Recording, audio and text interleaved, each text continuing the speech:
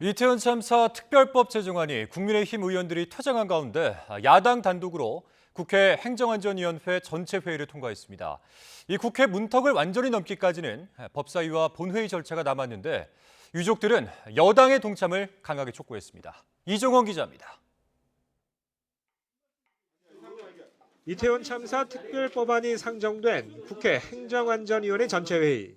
참사 유족들이 방청한 가운데 시작부터 공방이 오갔습니다. 이태원 특별법은 결국은 대통령의 법률안에 대한 제2요구권을 계속 유도하는 겁니다. 그래서 대통령의 어떤 일방적인 국정 운영에 대한 그런 비난의 프레임을 씌우고 국민의힘은 국민의 아픔을 치유하고 끝까지 책임을 다하겠다는 말과 달리 이태원 특별법 관련 국회 논의에 생떼와 파행 그리고 불참으로 일관했습니다. 결국 법안에 반대하는 여당 의원들이 일제히 퇴장한 가운데 민주당 등 야당 의원들 단독으로 법안을 처리했습니다.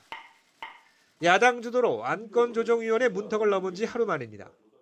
국회는 국민의 대표기관으로서 국민이 눈물을 흘리지 않도록 해야 하고 또 국민이 눈물을 흘리게 된다면 그것을 닦아줘야 하는데 저희들이 그렇게 하지 못했던 것 같습니다. 상임위를 통과한 법안은 이태원 참사의 진상을 독립적으로 규명하기 위해 특별조사위원회를 11명으로 구성하는 내용이 담겼습니다. 애초 원안보다는 줄어든 규모로 국회의장이 1명, 여야가 각각 4명, 유가족 단체가 2명씩 위원을 추천합니다. 수사가 필요할 경우 특별검사 임명을 위한 국회 의결을 요청할 수도 있습니다. 피해 구제와 지원을 위한 근거도 마련되는데 피해자 범위는 희생자 배우자와 직계 좀비속, 형제 자매로 제한했습니다. 법안 통과 직후 이상민 행정안전부 장관은 특별법에 반대한다는 뜻을 거듭 강조했는데 피해자와 유가족 지원 등은 특별법이 없어도 현재 진행되고 있으므로 특별법 제정이 필요하지 않다는 점을 말씀드렸고 현재도 그 입장에는 변함이 없습니다. 참사 유족들은 환영의 뜻을 밝히면서 향후 국회 논의 과정에서 여당의 동참을 거듭 촉구했습니다. 그동안 국민의힘에서 주장했던 의견들도 반영되었습니다.